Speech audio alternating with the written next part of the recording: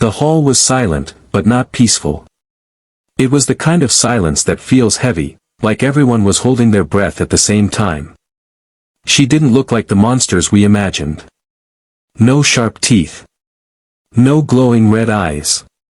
The alien queen stood tall, calm, almost fragile.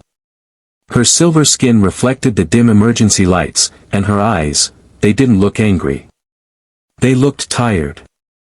Our soldiers had surrounded her. Weapons raised. Cameras recording. The world watching. Then she spoke. Her voice wasn't loud, but it carried through the hall like a whisper inside your head. I need water. That was it. No threats. No demands.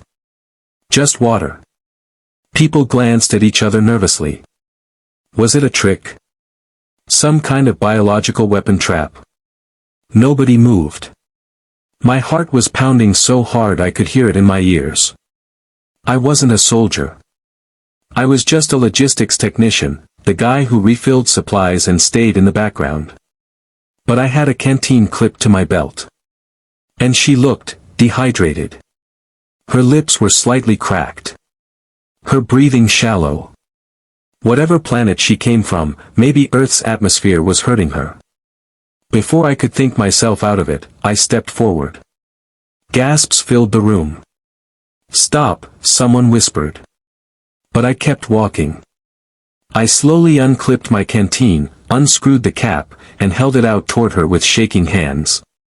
For a moment, her eyes met mine. Not threatening. Not alien. Just grateful. She reached out. And the entire hall held its breath. Her fingers brushed against the metal canteen. They weren't claws. They felt warm. Slightly trembling. For a split second, I wondered if I had just made the biggest mistake in human history. The soldiers tightened their grip on their weapons. The red targeting lasers slowly climbed up her chest. One wrong move, and this hall would turn into chaos. She lifted the canteen carefully, like it was something sacred. Then she took one sip. Nothing exploded. No poison gas. No hidden alien transformation. Just silence. But something did change. The faint blue veins beneath her silver skin slowly dimmed. The rapid rise and fall of her chest steadied.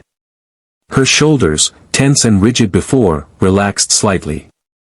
And then, her eyes. They changed.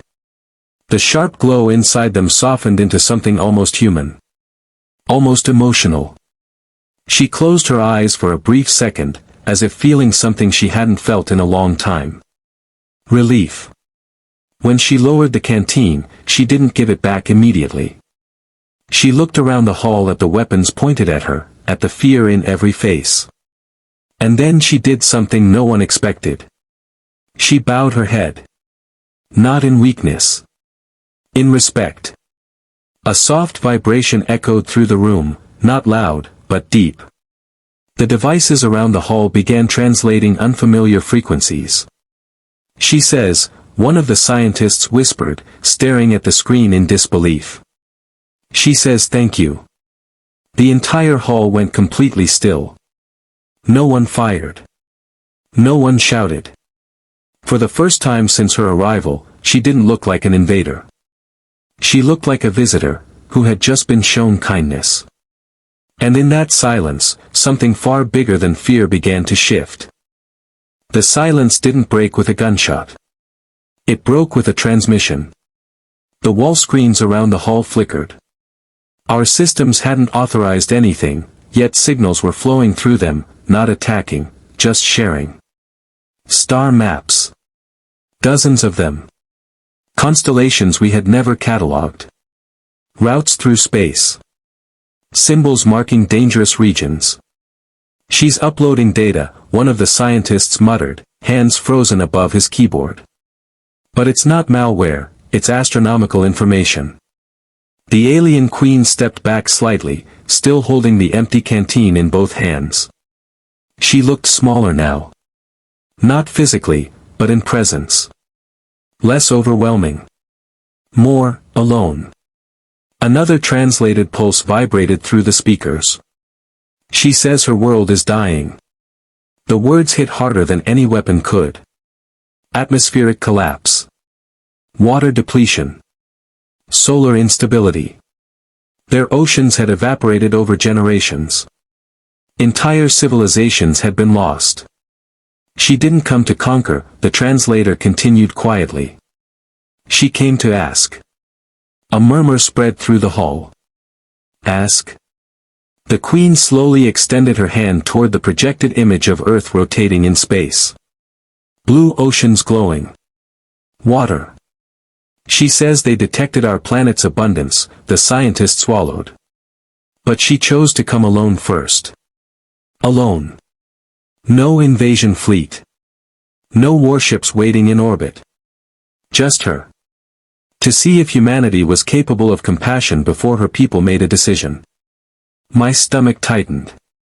If we had shot her when she first appeared. If fear had won. Her gaze returned to me. You offered life, the translation echoed. Not fear. The hall wasn't silent because we were afraid anymore. It was silent because we realized something terrifying and hopeful at the same time. The future between our worlds had just been decided by one simple act. A sip of water. The generals moved first. Not with weapons, but with whispers. Emergency meetings were called within minutes. World leaders patched into the secure broadcast. Scientists argued. Military advisors warned about risks. Economists talked about resources. But the Queen didn't interrupt. She simply waited. Calm. Silent. Watching. The translation system pulsed again. She says she does not want your oceans, the scientist read carefully. She wants partnership. Technology exchange. Atmospheric repair knowledge. In return, her people offer navigation systems, energy sources beyond fossil limits. The room shifted from fear to calculation. This wasn't charity. This was survival, for both species. One general lowered his weapon completely. Then another. One by one, rifles pointed toward the floor. The Queen noticed. She stepped forward slowly and placed my empty canteen on the table between us. A gesture. Not of taking. Of returning. You gave without knowing who I was, the translation echoed softly. That is strength. Outside the hall, news channels were already exploding with speculation. Social media was divided. Some called it a trap. Others called it history. But inside that room, something simple had happened. Fear had been tested. And it hadn't won. A senior diplomat finally spoke, voice steady but emotional. On behalf of Earth, we are willing to talk. For the first time, the alien Queen smiled. Not wide. Not dramatic. Just a small, tired expression of relief. And in that moment, the most powerful weapon humanity possessed wasn't technology. It wasn't military strength. It was a canteen. And the courage to offer it. The negotiations didn't start immediately. Instead, the Queen asked for something unexpected. Permission, the translator echoed, to show you the consequence of your choice. Before anyone could object, the main screen shifted. A projection filled the hall, not a threat, not weapons, but a memory. Her world. Once blue. Once alive. Oceans stretching beyond the horizon. Cities floating above crystal waters. Children, yes, children, running along silver shores. Then the image changed. The ocean shrank. Skies darkened. Storms swallowed continents. The hall grew heavy again, but not with fear. With understanding. She says, the scientist's voice cracked slightly, their leaders once refused help from another species, because of pride. The next image showed burning skies. They believed showing weakness would invite invasion. Silence. They were wrong. The projection faded. The queen stepped closer to the center of the hall. No guard stopped her now. You gave water without asking what I could give back, the translation continued. That is not weakness. That is evolution. A general leaned toward the diplomatic table. Are we being tested? He asked quietly. The translator paused, then pulsed. Yes. A ripple went through the room. She came alone not just to request partnership, the scientist finished. She came to see if humanity chooses fear, or growth. My hands were still shaking slightly, but not from panic anymore. From realization. If we rejected her now, if we treated kindness like a strategic mistake, her people would never approach Earth peacefully again. And somewhere beyond our atmosphere, her fleet was waiting for her answer. The real decision wasn't about water. It was about who we are. No one in that hall would ever forget the next 10 minutes. The diplomats whispered. The generals calculated risks. The scientists scanned the skies for hidden fleets. And I stood there, just a supply technician, staring at the being who had trusted us with her vulnerability. The translator pulsed again. My fleet waits beyond your moon, it echoed calmly. Not for war. For my signal. A single signal. If she felt threatened, if we rejected her, humanity wouldn't get a second chance. The senior diplomat finally stood. He didn't look at the generals. He didn't look at the cameras broadcasting this to the world. He looked at her. We will not repeat the mistake of fear, he said firmly. Earth accepts dialogue. We choose cooperation. The hall didn't erupt in applause. It stayed silent. But this time, it was a different kind of silence. Relief.